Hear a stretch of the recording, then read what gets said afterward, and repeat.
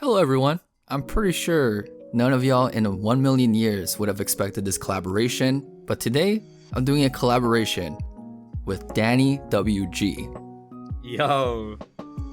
And y'all might be shocked due to our history, but you know what? It's 2022. If Logan Paul and KSI reconciled by dropping the Prime drink, me and Danny can reconcile through a Prime waifu. So Danny, please introduce yourself. So, obviously, I'm sure a lot of you guys might know me, mainly for wanting to throw a spear at my head. However, I'm back, trying to be a good guy, and I do videos kind of similar to this, probably a lot more stupid, but still anime videos regardless. So, yeah, if that sounds like something you like, then hey, come over. Nice to have you, Danny. So, what are we talking about today? Let the people know. Today, we're talking about quite a infamous series, one of legends, one that is literally beating out two of the most famous anime of all time. My Dress Up Darling, absolute banger. But there's one reason for that, and I think you know what it is. Marin Kitagawa. Exactly. The first thing we gotta of course talk about is Marin's 10 out of 10 character design and her banging body. She hot, bro. Like, that's all we really gotta say. It's just, you look at it, it's like, okay, she's hot. I would run through bullets for her, 100%. I mean, no arguments there. And episode 2, when Gojo was measuring her body and getting her body measurements for her cosplay, Yeah. and like, you know, straight up bouncing on and off the futon. Y'all, if this was No Nut November, everybody would be failing on the first day. We out, we losing. That shit was crazy. Like, actually crazy. I remember sitting there like, nah, what am I watching here? Nani? Bro, I had my glasses on, and you know that one like Hitler meme where like he's like yelling at his generals, but like he's like his hands were shaking as he took the glasses off? That was literally you. That was me. And even with the most recent episode, the title of episode 9 was "A Lot Happened After I Saw That Photo." And Marin sent a picture of her in a swimsuit to Gojo. The message was on red, and Gojo's face was red. It just cut to a tissue box. And I don't think we got to explain what was going down. You all know what was going down. So yeah, I love Marin because like she's very confident of her body. She knows how to, I guess, highlight her good points. You know, she's cultured as well because she added a boob bag to her cosplay. Yeah, she does not care. She knows what she's trying to do. And I feel like whoever wrote it, they know what they're trying to do. Because I'm watching it being like, damn, character's hot. I'm sorry, but the author also definitely knows the kind of people that are going to watch it. 100%. Because I was there like, I felt like I was going to heaven. I mean, she literally hit like every fetish category possible. Like from sweating to foot fetish to boobies, the whole nine. Her tags are, they're off the scale. And the thing is, it's not just that, but if we look at the actual show, the main reason you're watching the show, the main reason you're all here right now watching this video, is because of her. She puts the personality into the show, and I'm not talking about the boobs. Yes. Amen. If it was just Gojo and some other character, like, I don't know, some mid waifu, this show would be mid. That's just me. That's just how I feel about it. But without her, the show don't hit as nice. Yeah, what I liked about Marin's character is she's like unapologetically herself, and for the most part, she knows what she wants. And to take a step back, if you look at all these different girl characters in anime, a lot of the times, they don't know what they want. They would graze fingers with the male MC character.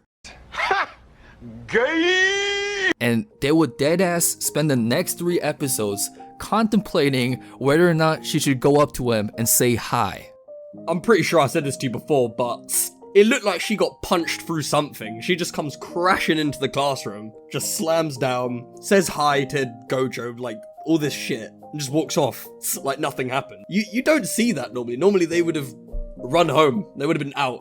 Yeah, it's a breath of fresh air because, you know, a lot of these characters, girl characters, they're very like conservative, very insecure, but she's just herself. Like I still remember that one episode where Gojo made a cosplay dress for herself and also the other girl character, Juju. Gojo's like, oh, what do you guys think about your cosplay dresses? And then Juju, she goes into like this 5-star Yelp review, eloquently talking about her dress, like one of those like wine connoisseurs at wine tasting events. But then you cut to Marin, she just like, yeah, bye. It just says that over and over again. I'm like, bro, I love this. Yeah, you even get moments of her where, like, I remember it was Gojo and his grandpa just like sitting there. They're like speaking intelligently about this dress, and she's just there like, she's having an absolute spaz in the corner. She doesn't know what's going on. She's freaking out. She's like slapping herself all over just because she's like, damn, Gojo kind of looking good though. That's pretty much all it's for. And she's just there like, she's just freaking out. Yeah, and their chemistry is on point as well, right? Yeah, well, it's one of those things where watching them it just feels normal. I think a lot of it's to do with the general setting of it. You go into a lot of shows and it's like, oh, I've got to save my girlfriend from getting hit by a train like a couple years into the past. Like, I'll be right back kind of thing. But this is just like, you can make clothes, I like cosplay. How about we link up for a little bit? Like that's how I could get a relationship in the next couple of years. If I'm kind of lucky, you know what I'm saying? In the beginning of the series, I don't know if you remember this, but like, you know how he was like having that inner dialogue of like, oh, Marin, she's on a different world. I don't deserve to be a friend to her because like she's super popular. Whereas like I'm a very insecure type of person. So you have Gojo like that on one hand. And then on the other hand, Marin, she's straight up a Sigma male. She got that Giga Chad energy. Dude, bro, she'd be walking in. She would actually probably slap someone just for looking at her. I'm not gonna lie. Yeah, and like just like their acceptance of each other's hobbies, it works so well, and they get so into it. Remember that one scene where they're walking out of the ramen restaurant and they're talking about like very not safe for work type of stuff?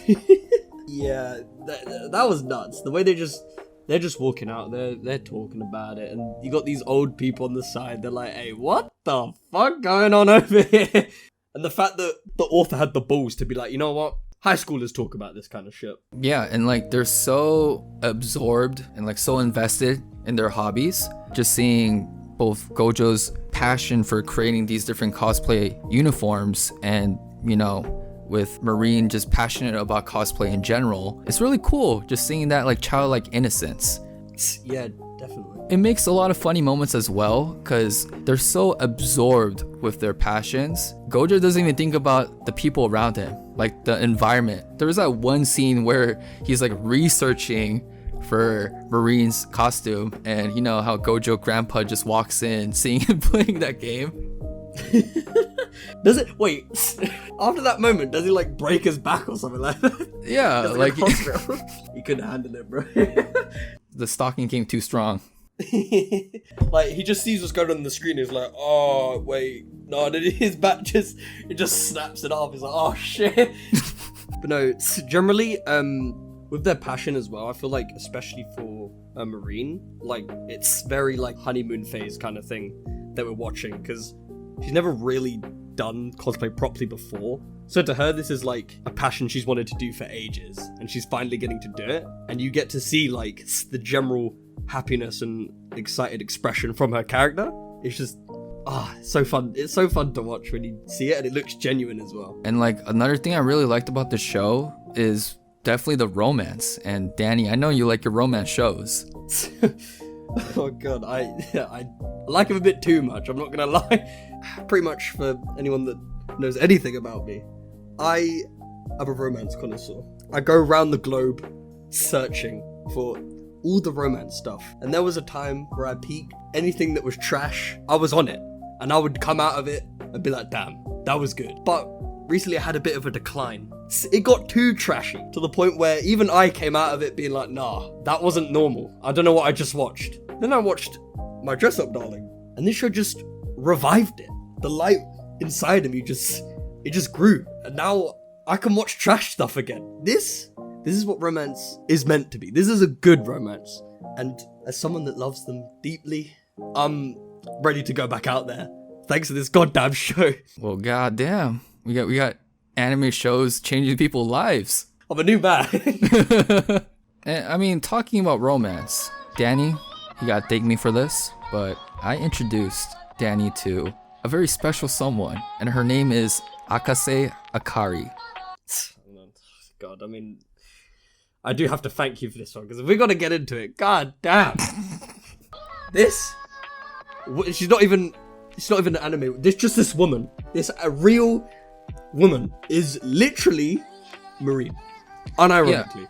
Yeah, and like to give you guys a quick background, she was the singer of the ending song. She made a whole dedicated music video for the ending. She straight up cosplayed as Marin, and she is Marin in real life. Like, changed my mind. It's actually dangerous how much she looks like her. I feel like there's going to be a time where someone's going to be like dive bombing through her window. And surely, like, it's crazy. And for the people that are really cultured out there, I'm sure you're aware of this, but she also does like these live streams after like an episode airs. And wow, I had to hold myself back because your boy was about to send her a $500 super chat. It was out of my control. I couldn't control myself. The money was ready to go. If you really break it down, you got a waifu in 2D, but then a 3D woman is able to cosplay as your anime waifu and look like her. Come on now. The thing is, for anyone watching right now, I didn't know about the ending. I didn't know about the live stream either. So if you see me in there donating a fat wad of cash, don't judge me. I'm just one of you. Yeah, and y'all should thank me as well, because I'm introducing you to a whole new world. There's more to this world than just 2D girls. It's nuts. It's insane. But anyways, like, what do you just think about the series overall? We're in a season right now where we got Attack on Titan, which arguably is at its peak, like, narrative level. Then you got Demon Slayer, that's at its, well, not even arguably, is at its peak animation level. And then you got My Dress Up Darling, which, I don't know if you know, but I'm pretty sure for like 1 week, somehow managed to be like above them on the charts, which I don't need to say anymore. I don't need to say anything else. This show slaps, and you should definitely watch it. I'm just getting emotional because, you know, this waifu is killing titans. It's restoring relationships between two YouTubers who have beef. There's literal tears right now. Like, people are finding about 3D girls. Like, I don't even know what's going on anymore. Yeah, and like, as a manga reader, I can tell you with full confidence, this anime adaptation, 10 out of 10. I mean, even as someone that hasn't actually read it, you can see from the way it's made, like, this isn't a low budget production. Like, this is, they've put a lot of work into this. Obviously you gotta remember it's like a slice of life. You haven't got like demon lords going around everywhere and sick stuff like that to animate.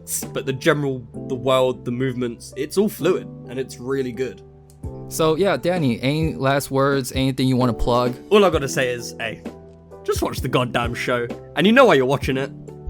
For the best girl. That's all I gotta say, really. Amen. And Danny, he's coming out of hiatus. He's about to drop a video on Dress Up Darling as well. Whoop. So check that video out. Yeah, if you guys want to see more of these collaborations between us two, let us know down below. This has been your boy Yi-Man. Thank you for your support. Peace out.